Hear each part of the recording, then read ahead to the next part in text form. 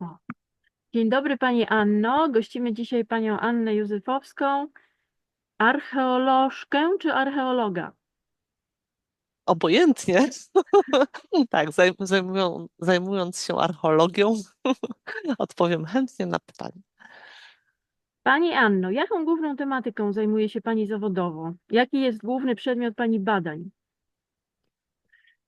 Zajmuję się archeologią pradziejową, a najchętniej i najbardziej archeologią funeralną, jeżeli tak można ją określić.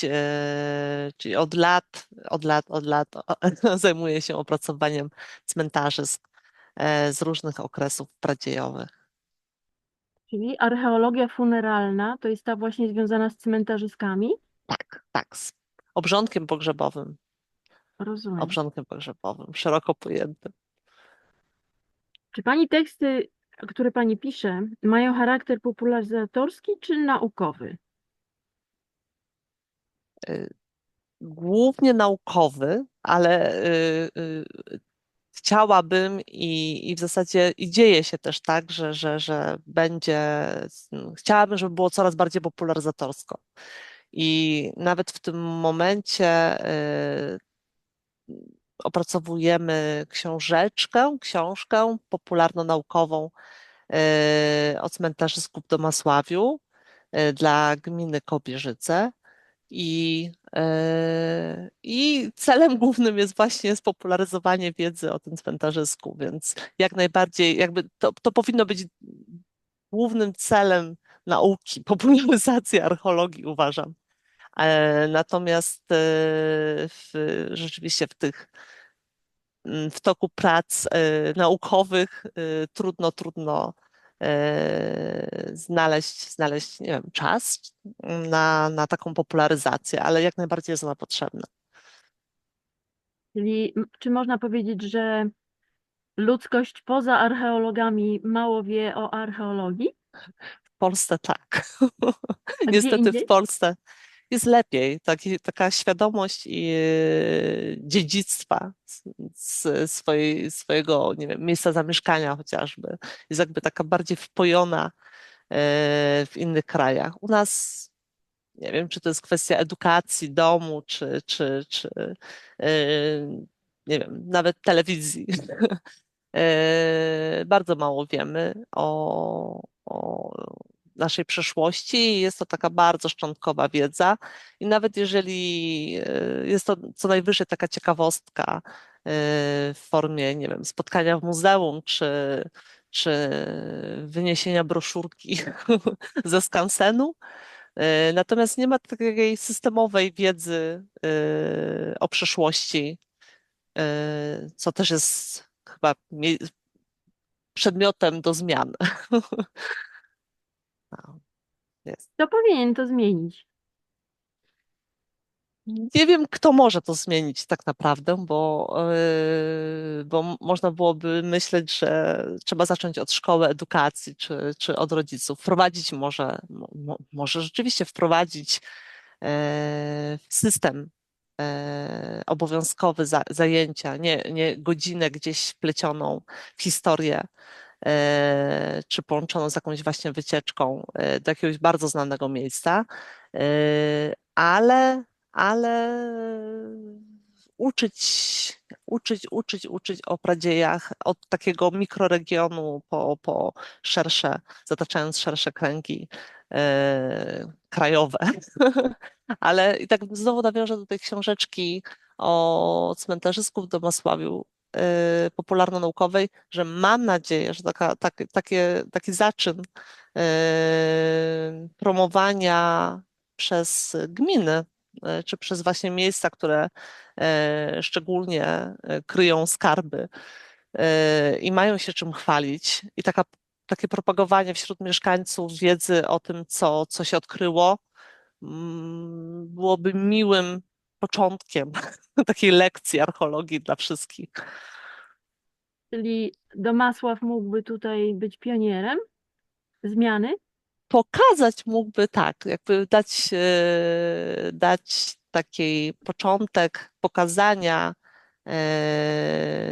lokalnym samorządom, szkołom, że, że taka wiedza o swoim regionie jest wartościowa, jest się czym chwalić i tak naprawdę nawet stworzenie takiej turystyki archeologicznej jest potrzebne. I tak znowu nawiązując do pytania, czy gdzie indziej jest lepiej, myślę, że tak, bo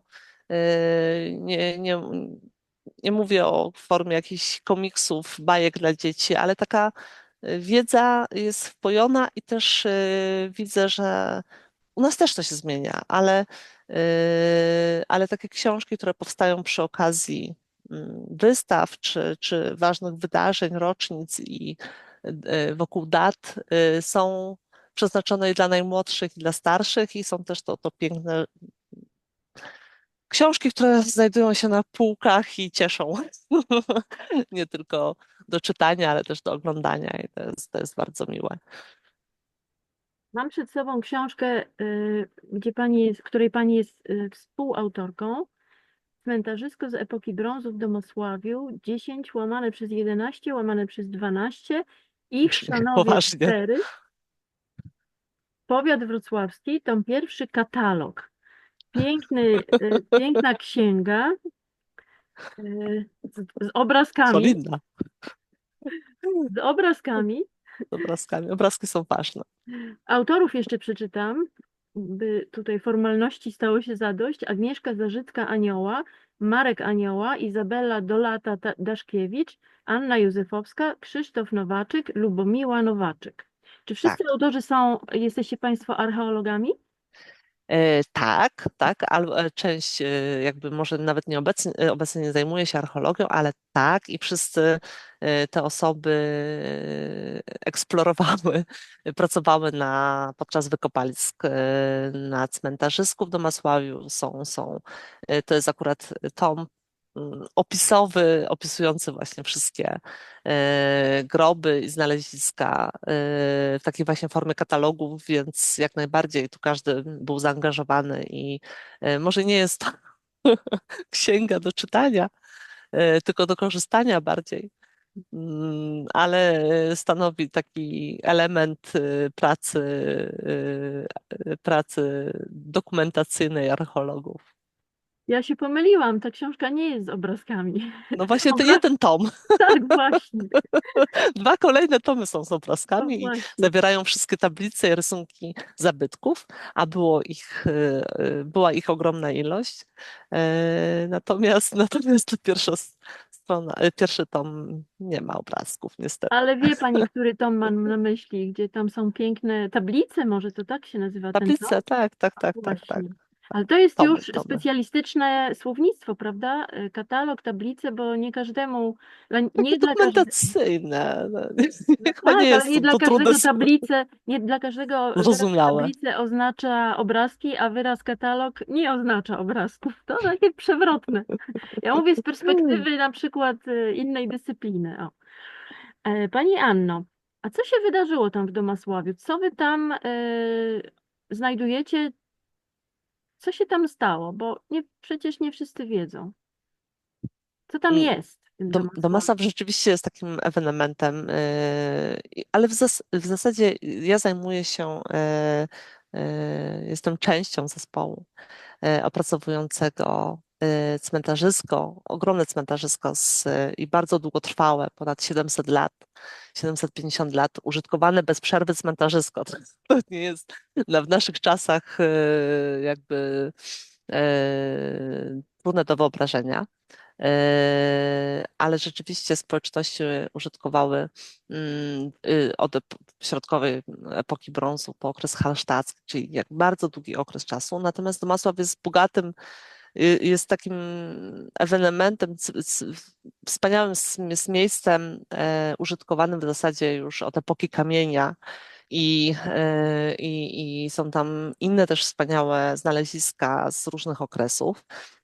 E, Ale to dotyczy wielu miejsc, które są lokowane na takich sprzyjających człowiekowi miejscach.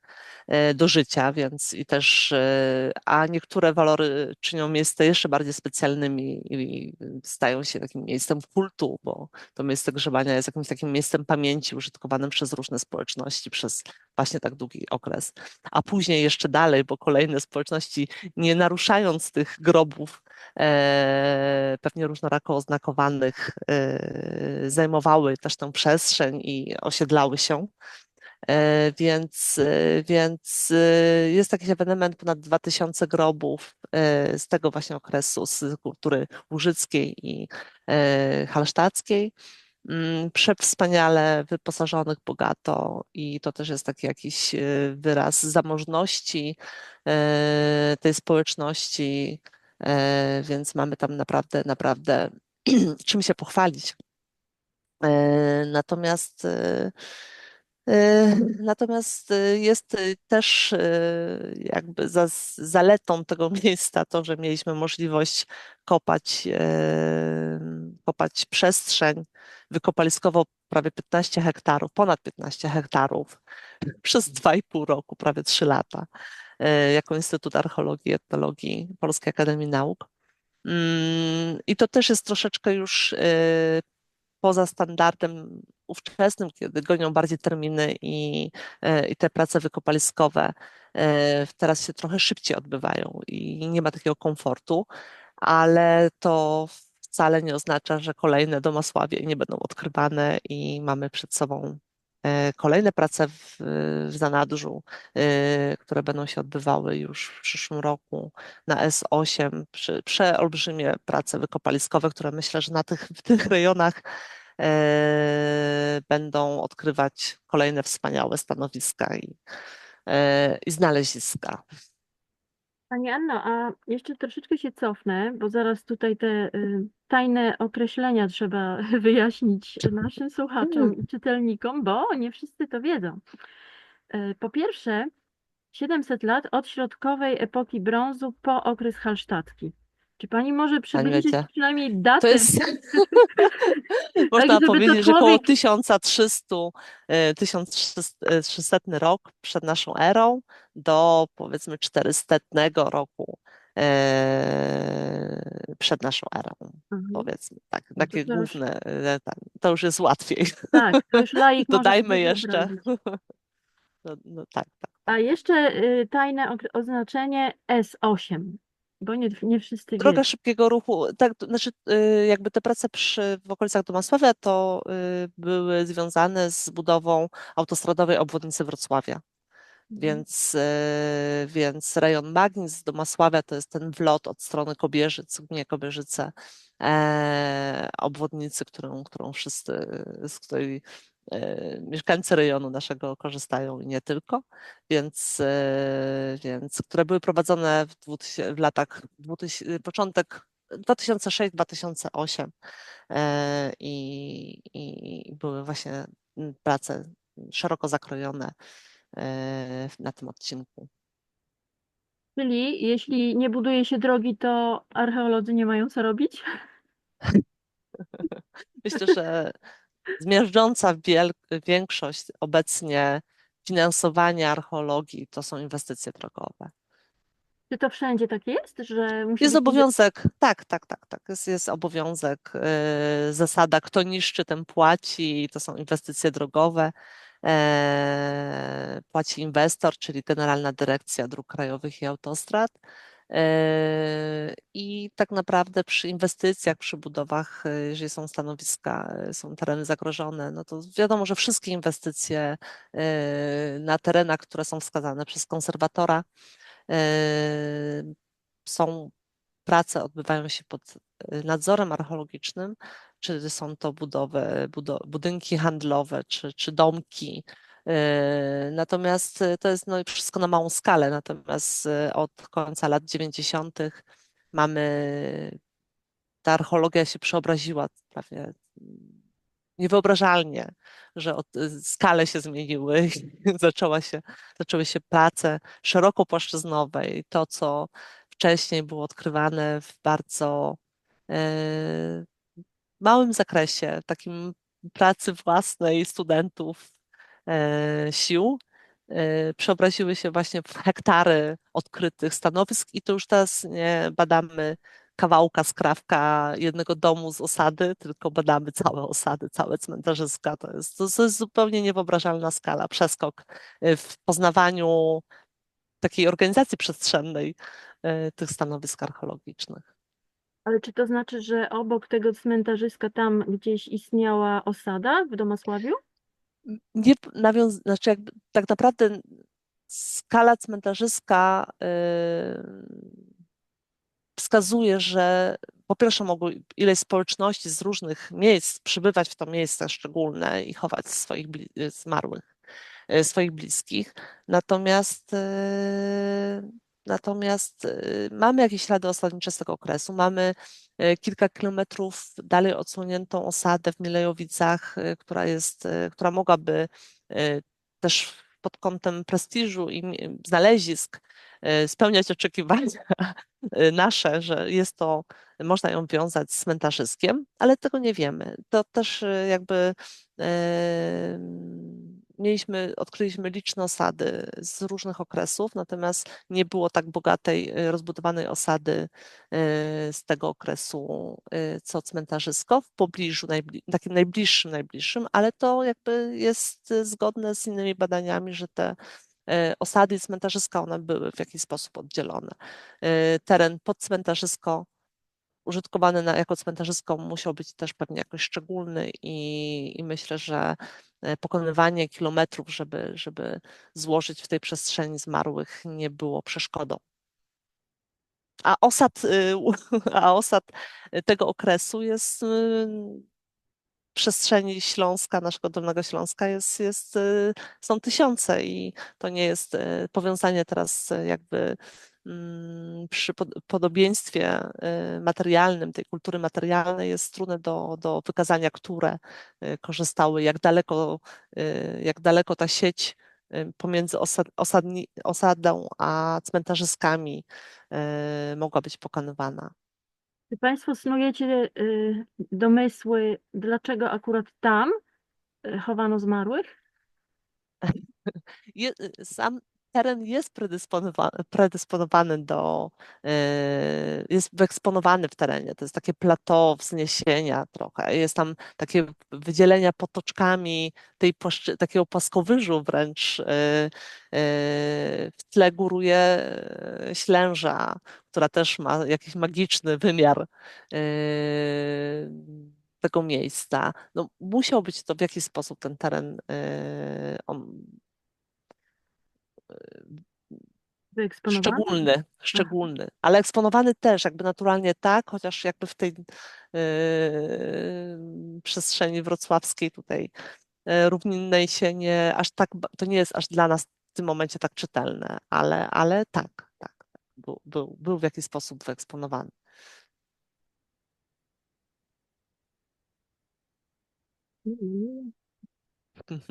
przepraszam.